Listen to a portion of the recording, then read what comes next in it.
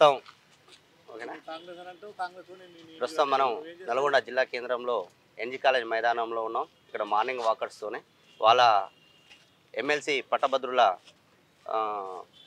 పట్టభద్రుల వాళ్ళ ఏ విధంగా ఎవరికి ఓటేస్తే బాగుంటుంది, వాళ్ళు ప్రజల పక్షాన నిరుద్యోగుల పక్షాన ఎవరైతే నిలబడతారనే దాని మీద మనం ఈరోజు పట్టభద్రులతోనే మనం వాళ్ళ మాటలు తెలుసుకోవడానికి వచ్చాము. నమస్తే సార్. మీ పేరు సార్? నా పేరు Sauraiah, XZP cooption member. Okay sir. Nalgonda. మీరు ఎమ్మెల్సీగా ఎవరుంటే బాగుంటుంది అనుకుంటున్నారు? తీర్మానం వల్ల ఉంటే ఎంతో అంతో ఆయనకి వాక్చాతుర్యం ఉంది, మాట్లాడే శక్తి ఉంది. తన వెనక ఎవరైతే తనని గెలిపిస్తున్నారో వాళ్ళ కోసం ఆయన శ్రమించే శక్తి బలం ఆయనకు ఉంది. కాబట్టి అటువంటి ఉన్నట్టుంటే రేపు అక్కడ ఎమ్మెల్సీలో ఏ సమస్యలు ఉన్నా కూడా మాట్లాడటానికి అవకాశం ఉంటుంది. కాబట్టి మాట్లాడే శక్తి, ధైర్యం, దమ్మున్న వాళ్ళే కావాలి. ఈ రోజుల్లో కావాల్సింది వాళ్ళు కావాలి. అదేవిధంగా అతనికి ఉన్న యావదాసి గవర్నమెంట్కి బాండ్ రూపంలో రాసిచ్చారు. జీరో పాలిటిక్స్లోకి వస్తున్నారు. దీన్ని ఏ విధంగా మీరు స్వాగతిస్తూ ఉన్నారు?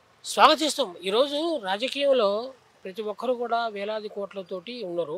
ఈనాడు తిరుమల మల్లన్న గారు తనకున్న యాదాస్తిని మొత్తం ఇస్తూ మళ్ళీ నిస్వార్థంగా సేవ చేయాలనే దృక్పథంతో వస్తుండు. కాబట్టి ఆయన స్వాగతించాల్సిన ఎట్లయినా ఎంతైనా ఉంది.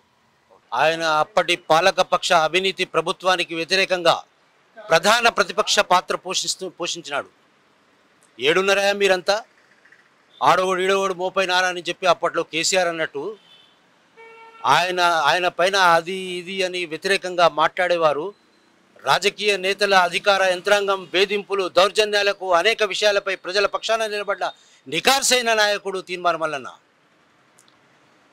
గత ప్రజా వ్యతిరేక విధానాలకు ఎప్పటికప్పుడు క్యూన్యూస్ ఛానల్ ద్వారా ప్రజా రంజక సమాచారాన్ని నిరంతరం అందిస్తూ ప్రజల గొంతుకగా, తెలంగాణ రాష్ట్రానికే ప్రశ్నించే గొంతుకగా పేరొందిన తీర్మానం మల్లన్నను ఎమ్మెల్సీగా గెలిపించాలని ఈ నల్లగొండ, వరంగల్, ఖమ్మం ప్రజలను నేను వినయపూర్వకంగా విజ్ఞప్తి చేస్తున్నాను.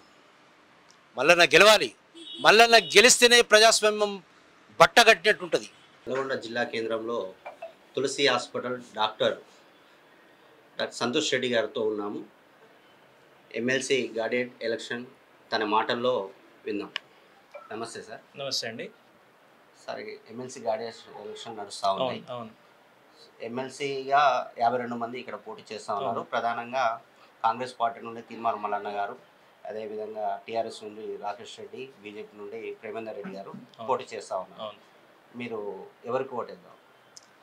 మెయిన్గా ప్రేక్షకులందరికీ నమస్తే అండి.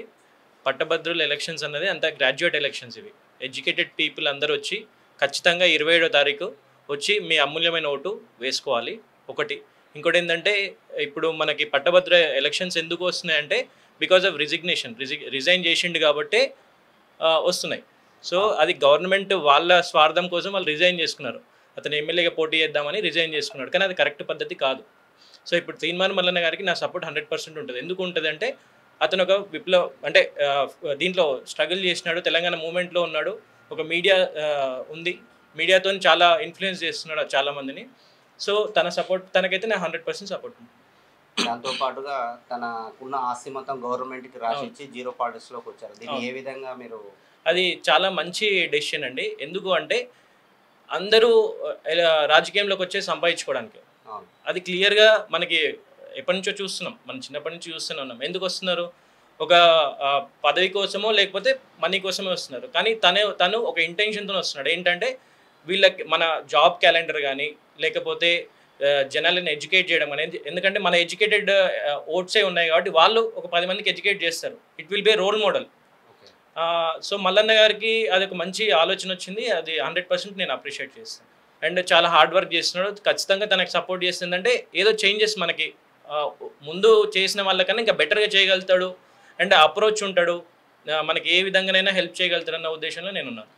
దాంతోపాటు ఇప్పుడు గవర్నమెంట్ కాంగ్రెస్ పార్టీ ఉంది. అవును. అధికార పార్టీ నుండే మల్లన్న గారు కూడా పోటీ చేస్తూ ఉన్నారు. చట్టసభల్లో తన గొంతుకను వినిపించే విధంగా మాట్లాడతారంటారు? తప్పకుండా మాట్లాడతారు. ఎందుకంటే అటు గవర్నమెంట్ సపోర్ట్ కూడా కావాలి. ఇప్పుడు మనము క్యాండిడేట్ నిలబడము గెలవడం ఒకటే కాదు, బ్యాక్ సపోర్ట్ కూడా ఇవ్వాలి. ఏదన్నా ఇంప్లిమెంట్ చేయాలన్నా జాబ్ క్యాలెండర్స్ రావాలన్నా, లేకపోతే మన ఎడ్యుకేటెడ్ పీపుల్కి ఎంప్లాయ్మెంట్ క్రియేట్ చేయాలన్నా దానికి గవర్నమెంట్ సపోర్ట్ ఉండాలి. అట్ ద సేమ్ టైం మ్యూచువల్గా క్యాండిడేట్ సపోర్ట్ కూడా ఉండాలి. సో అతను కాంగ్రెస్ నుంచి చేస్తున్నాడు కాబట్టి ఖచ్చితంగా కాంగ్రెస్ గెలిస్తే క్యాండిడేట్ గెలుస్తాడు. At the same time government కూడా రేవంత్ రెడ్డి గారు గవర్నమెంట్ ఉంది కాబట్టి ఖచ్చితంగా సపోర్ట్ చేస్తారు. గతంలో పల్లరాజేశ్వర రెడ్డి మీద తను పోటీ చేసినప్పుడు స్వల్ప మెజార్టీతో ఓడిపోవడం జరిగింది. అవును. ఇప్పుడు ఇటు ప్రభుత్వం మద్దతు ఉంది, దాంతోపాటుగా అతను చేస్తున్న సేవ, అవును. నిరుద్యోగులలో తనకు మంచి క్రేజ్ ఉన్నదని అంటున్నా ఉన్నారు. కానీ ఎంత మెజార్టీతో గెలవబోతాం? నాకు తెలిసి అయితే 4 లక్షల పైచిలకు ఓట్లు ఉన్నాయి. అవును. సో దాంట్లో మ్యాక్సిమం 1 లక్ష పైన గెలుస్తాడని నేను అనుకుంటున్నాను. 1 lakh ఓట్స్ పైన మెజార్టీ వస్తుందని నేను అనుకుంటున్నాను. ఎందుకంటే క్యాండిడేట్స్, అవతల క్యాండిడేట్స్ ఎవరో కూడా తెలియదు. వాళ్ళు ఉన్నారు, రాజకీయంలో ఉన్నారు. కానీ ఇతను ఏంటంటే ఫస్ట్ టైం, అంటే లాస్ట్ టైం కూడా నిలబడ్డాడు, ఆల్మోస్ట్ క్లోజ్గా వచ్చాడు. పల్లరాజేశ్వర రెడ్డి ఓడిపోతాడన్న స్టేజ్లో అని కూడా అనుకున్నారు. కానీ ఏదో ఇంటర్నల్గా చేసి బ్యాలెట్ ఓట్స్ అవి చేసినాడని అది కూడా ఉంది, ఎవిడెన్స్ కూడా ఉంది వాళ్ళ దగ్గర. బట్ ఈసారి మాత్రం ఖచ్చితంగా మల్లన్న గారు గెలుస్తారు. నమస్తే అండి, మీ పేరు? సుఫియాన్. ఓకే, ఇప్పుడు ఎమ్మెల్సీ ఎలక్షన్ జరుగుతూ ఉన్నాయి కదా, మీరు ఎవరికి ఓటేద్దాం అనుకుంటున్నారు? ఇప్పుడు ఈ ఎమ్మెల్సీ ఎలక్షన్స్లో 52 మెంబర్స్ కాంటెస్ట్ చేస్తుర్రు.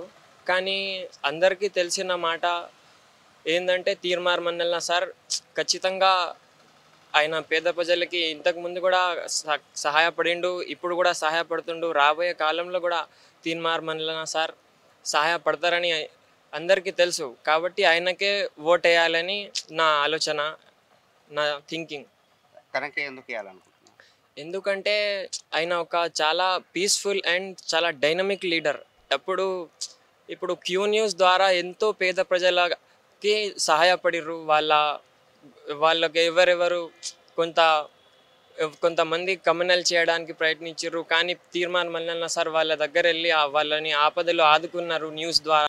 అందుకని ఆయనకు చాలా మన నల్గొండ, వరంగల్, ఖమ్మం ఇది కాక మొత్తం ఆల్ ఓవర్ తెలంగాణలో చాలా మంది యూత్ ఇష్టపడతారు. ఎందుకంటే ఆయన ఎక్కువ స్టడీ కోసం, ఇంకా పేద ప్రజల కోసం, ఇంకా సత్యం కోసం పోరాడతాడు. ఇది కాక ఇప్పుడు తమ మొత్తం ఆస్తులను మన తెలంగాణ గవర్నమెంట్కి ఇవ్వడం, ఈ తెలంగాణ పేద ప్రజల కోసం ఇవ్వడం, ఇది ఒక చాలా పెద్ద గొప్ప పని. ఇట్లాంటి పర్సనాలిటీస్ తెలంగాణలో చాలా తక్కువ ఉన్నాయి. ఒకవేళ చూస్తే రాజశేఖర్ రెడ్డి గారి ఒక థింకింగ్ మ్యాచ్ అవుతుంది ఆయనకి చాలా పీస్ఫుల్ లీడర్ అని అందుకని ఇష్టపడుతున్నాం.